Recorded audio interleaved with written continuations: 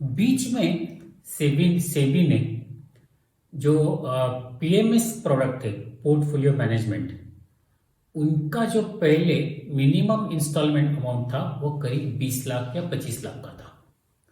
सेबी ने उसको राइज करके उसको 50 लाख तक बढ़ा दिया। उसकी वजह से क्या हो गया कि जो निवेशक 20 से 50 के बीच में की कैटेगरी में आते हैं, उनके लिए जो ये जो कैटेगरी थी इन्वेस्टमेंट के लिए, कि जहां पे वो निवेश कर सकते थे और एक लिमिटेड, समझो कि एक 20-25 स्टॉक में उनका जो पोर्टफोलियो मैनेजर था उस निवेश को निवेश करता था। यह होने के बाद एक म्यूचुअल फंड कैटेगरी है जिसमें ऐसे जो लोग हैं जो पीएमएस की तरफ जा रहे थे, वो धीरे धीरे इस फोकस कैटेगरी करके जो म्यूचुअल फंड की कैटेगरी है, इस कैटेगरी की तरफ उनका रुझान जो है वो ज्यादा बढ़ने लगा है। तो आज हम लोग एक ऐसे ही फोकस फंड का रिव्यू करेंगे। फंड का नाम है एचडीएफसी फोकस 30 फंड। तो देखिए कि पहले हम लोग जान लेते हैं कि ये फोकस जो है कैटेगरी की, हम लोग एक बेसिक इंफॉर्मेशन ले लेते हैं। उसके बाद इस कैटेगरी में जो कितने स्कीम्स है, कितने नंबर ऑफ फोलियोज है, या कितने नंबर ऑफ लोगों ने निवेश किया है, इसका एवीएम क्या है, वो भी हम लोग जान लेते हैं। उसके बाद हम लोग देखेंगे कि इस फंड का के बारे में बेसिक डिटेल जानेंगे, जैसे कि इस फंड का फंड मैनेजर कौन है, इस फंड के फंड फैक्ट्स देखेंगे। इसके बाद हम लोग इस फंड के 1, 3, 5 साल के जो रिटर्न है वो देखेंगे। उसके बाद हम लोग ये देखेंगे कि इस फंड की कैटेगरी में जो दूसरे फंड है, उन फंड के कंपेयर टू ये फंड के जो रिटर्न है वो कैसे है। उसके बाद हम लोग ये फंड और जो इस कैटेगरी में बाकी जो फंड है उनके जो रिस्क रेशियोज है वो देखेंगे।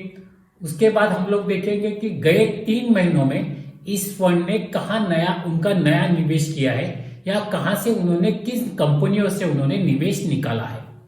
साथ ही में हम लोग अंत में देखेंगे कि ये फंड जो है, ऐसे फंड किन कैटेगरी के निवेशक के लिए निवेश करना ठीक रहेगा।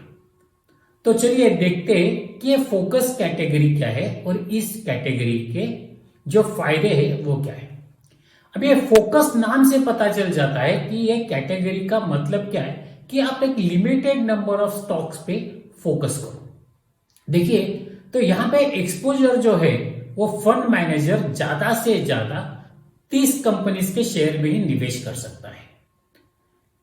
दूसरी बात कि यहां पे फंड मैनेजर को ये रिस्ट्रिक्शन नहीं है कि जैसे लार्ज कैप अगर फंड है तो उनको मार्केट कैपिटलाइजेशन के हिसाब से जो टॉप 100 कंपनीज है, लार्ज कैप कंपनीज है, उन्हीं में निवेश करना होता है। तो यहां पे फंड मैनेजर को ये रिस्ट्रिक्शन नहीं है कि लार्ज कैप या मिड कैप या स्मॉल कैप। फंड मैनेजर अगर चाहे तो वो तीनों कैटेगरीज में जो है निवेश डिस्ट्रीब्यूट कर सकता है, और किस कैटेगरी में कितना एक्सपोजर लेना है वहां पे भी फंड मैनेजर के ऊपर यहां पे रिस्ट्रिक्शन नहीं है। इसी वजह से कई बार लोग इस फोकस कैटेगरी को एक मल्टी कैप फंड की कैटेगरी में भी देखते हैं, लेकिन एक्चुअली में देखा जाए तो ये फंड में आगे जो स्लाइड आएंगे वहां पे मैं आपको दिखाऊंगा कि ये फंड मल्टी कैप कैटेगरी में एक्चुअल में उतने कंफर्टेबल मैं नहीं हूं उनको मल्टी कैप कहने के लिए, क्योंकि फंड मैनेजर डिसाइड पहले से कर लेता है कि वो किन कैटेगरीज के शेयर्स में निवेश करने वाला है। या इस कैटेगरी में क्या होता है कि देखिए कि फंड मैनेजर एक फोकस, जैसे कि एक पीएमएस मैनेज करते हुए मैनेज कर रहा है, तो यहां पे उनको एक ऑप्शन होता है कि एक वो चूज कर सकते हैं कि समझो अगर एक एएमसी एक सर्टेन सेक्टर पे अगर बुलिश है, या फिर उनको कॉन्फिडेंट है कि ये सेक्टर आगे जाके अच्छा परफॉर्म करेगा, तो फंड मैनेजर को यहां पे फ्रीडम रहता है कि वो उस कैटेगरी में, उस सेक्टर में या उस सेगमेंट के कंपनीज में निवेश कर सके। दूसरा कि यहां पे फंड मैनेजर एक फोकस्ड रहने से एक ग्रोथ कंपनीज जो है उनमें निवेश करना ज्यादा पसंद करते हैं। बल्कि कि अगर लार्ज कैप है तो खाली लार्ज कैप में करना है, या फिर मिड कैप फंड है तो खाली मिड कैप फंड में ज्यादा परसेंट में करना है, या स्मॉल कैप है तो 65% तक स्मॉल कैप लेना है। यहां पे ऐसा कोई रिस्ट्रिक्शन नहीं, तो अक्रॉस द सेगमेंट निवेश कर सकते हैं। कंपनी सिलेक्ट करते वक्त फंड मैनेजर जो है, मार्केट उनका जो स्टडी है, उनका जो रिसर्च रिपोर्ट है, उसके हिसाब से सेक्टर और सेगमेंट यहां पे चूज कर लेते हैं। ये फंड जो होते हैं फोकस कैटेगरी में, यहां पे आप ठीक से सुनना, मैं वापस कहता हूं, ये जो फंड है कैटेगरी, यहां पे आपको रिटर्न जो डाइवर्सिफाइड इक्विटी में निवेश होगा, और यहां पे बाकी कैटेगरी के हिसाब से अगर देखा जाए तो अगर आपका फंड मैनेजर जिन सेक्टर पे, जिन सेगमेंट पे अगर बुलिश है, वहां पे अच्छे रिटर्न आते हैं, तो आपका फंड बाकी जो फंड है या बाकी मार्केट से आउट परफॉर्म कर सकता है।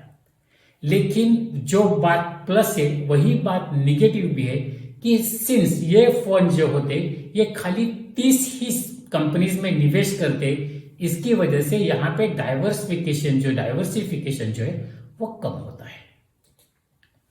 तो चलिए देखते हैं कि कैटेगरी की इंफॉर्मेशन क्या है। तो इस कैटेगरी में एज ऑन 30 सितंबर नंबर ऑफ स्कीम जो है वो 24 है, नंबर ऑफ फोलियोज जो है वह 37,53,000 के ऊपर है, फंड मोबिलाइज जो हुए वो 2099 करोड़ के करीब हुआ है, 1200 करोड़ के करीब रिपर्चेस या रिडम्पशन हुआ है, नेट इनफ्लो जो आया है वो करीब करीब 8,823 करोड़ के करीब आया है लास्ट मंथ में। नेट असेट अंडर मैनेजमेंट अगर सब स्कीम मिला के देखा जाए तो 52,000 करोड़ के करीब है, और एवरेज अगर एक मंथ का नेट असेट देखा जाए तो 52,810 करोड़ के करीब है। तो चलिए जान लेते हैं इस फंड के बारे में। जैसे मैं हमेशा कहता हूं कि किसी भी म्यूचुअल फंड स्कीम के लिए उस स्कीम का फंड मैनेजर जितना इंपॉर्टेंट है उतना कोई नहीं होता है। आपका जो एडवाइजर है वो भी उतना इंपॉर्टेंट नहीं होता है, क्योंकि वो स्कीम देखता है, स्कीम के अंदर की जो मैनेजमेंट है ये फंड मैनेजर करता है। तो इस फंड के फंड मैनेजर है गोपाल अग्रवाल, इनको 5 साल से ऊपर का एक्सपीरियंस है, और ये 16 जुलाई 2020 से इस फंड को देख रहे हैं। बाकी जो फंड मिस्टर गोपाल मैनेज करते वहां, यहां पे मैंने उनका कंपैरिजन दिया है। तो यहां पे देखिए हर फंड की कैटेगरी अलग है, तो आप रिटर्न्स को कंपेयर मत करना, लेकिन एक आपको पता चल जाएगा कि ये किन किन कंपनी से, किन किन म्यूचुअल फंड की स्कीम्स है, इनको ये मैनेज करते। तो आप अगर इसी फंड हाउस के दूसरे स्कीम में निवेश करते तो ख्याल रखिए कि एक ही फंड मैनेजर के आपके पास 3-4 फंड होना लाजमी नहीं होता, क्योंकि क्या होता है कि फंड मैनेजर का अप्रोच, उसका सिलेक्शन, वो अक्रॉस जो उसके स्कीम में है वो थोड़ा बहुत तो झलक जाता ही है। उसके बाद देखते हैं कि इस फंड का ऑब्जेक्टिव कैसा है। तो किसी भी इक्विटी फंड का एक लॉन्ग टर्म में कैपिटल एप्रिसिएशन जनरेट करना, ये प्राइमरी फोकस होता है। ये फंड जो है 80 to 100% इक्विटी में निवेश कर सकते हैं, और 0 to 20% जो है वो डेब्ट और कैश में निवेश करते हैं। जैसे मैंने कहा ज्यादा से ज्यादा 30 कंपनीज में इनका निवेश रहेगा। इस फंड की करंट पोर्टफोलियो स्ट्रैटेजी जो है, यहां पे मैं हर लाइन तो पढ़ूंगा नहीं, लेकिन सुपीरियर अर्निंग ग्रोथ जो स्टॉक्स में, वहां पे निवेश करना, prefer management which does an efficient redeployment of capital and use it to the profit, risk management to be done with the help of the sectorial weightage in benchmark. देखिए तो यहां पे जो पूरा के पूरा है वो मैंने यहां पे दिया हुआ है। आप अगर चाहो तो ये जो स्लाइड है इसको आप पॉज करके पूरा के पूरा स्ट्रैटेजी पढ़ सकते हैं। तो जान लेते हैं कि इस फंड की फैक्ट 483 करोड़ का ये एयूएम है इस फंड का एज ऑफ 5 नवंबर 2020। डेट ऑफ इंसेप्शन है 17 सितंबर 2004।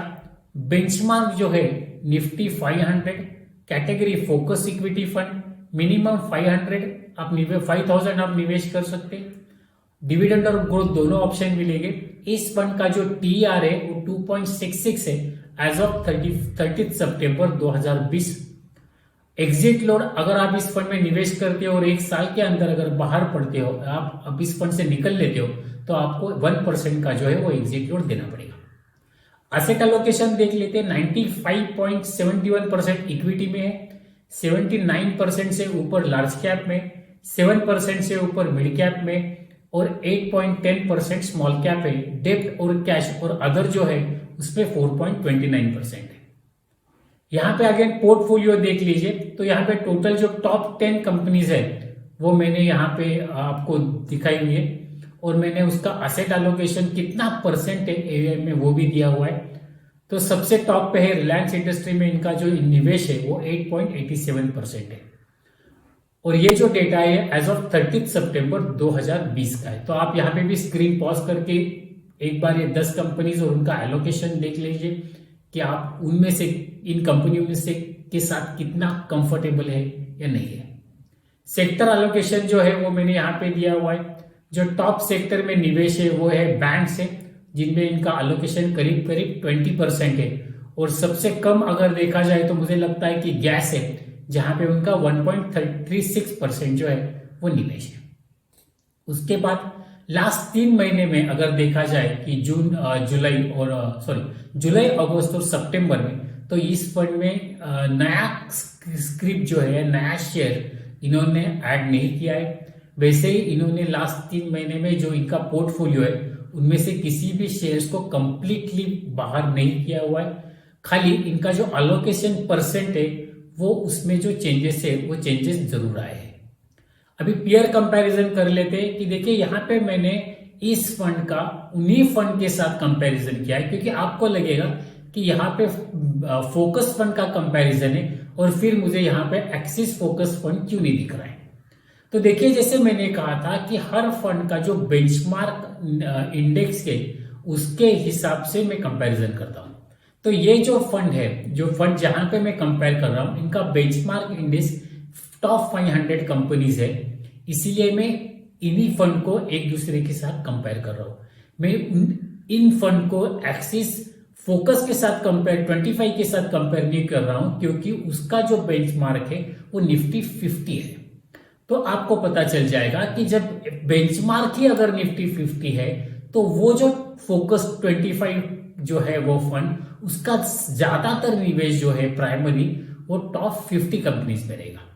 अभी कुछ फोकस फंड्स है जिनका जो बेंचमार्क इंडेक्स है वो BSE 200 है। तो इसका मतलब क्या होता है कि उनका जो निवेश है ज्यादा से ज्यादा वो टॉप 200 कंपनीज में रहेगा।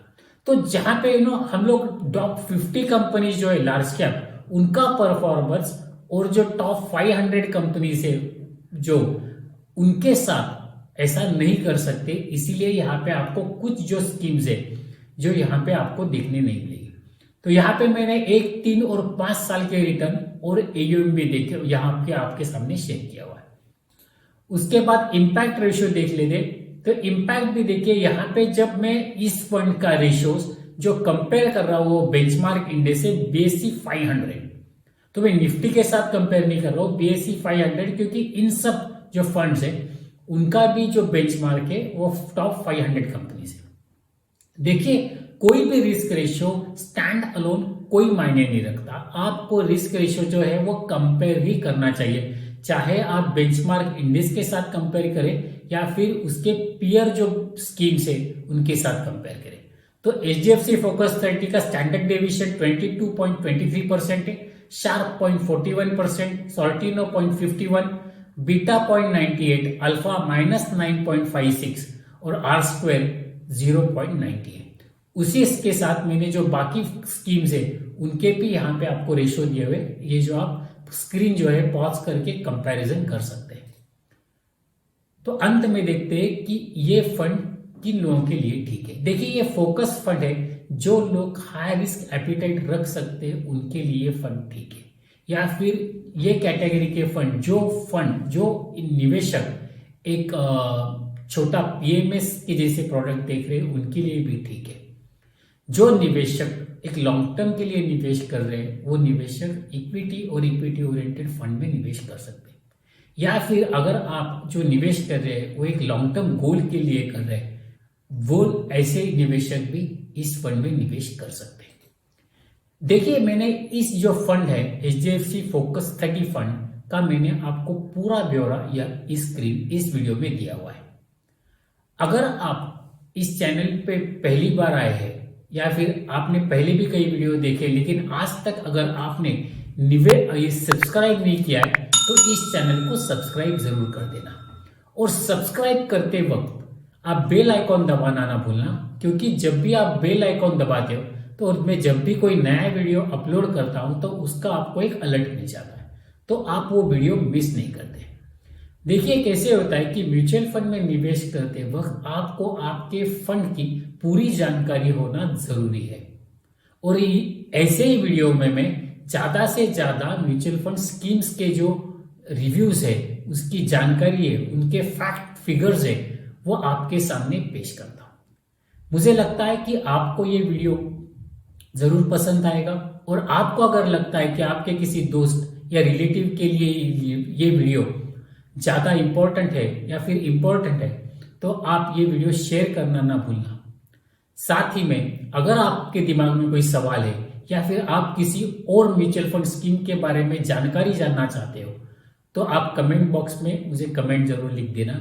मैं उस फंड का रिव्यू जल्दी ही पेश कर दूंगा। Thank you.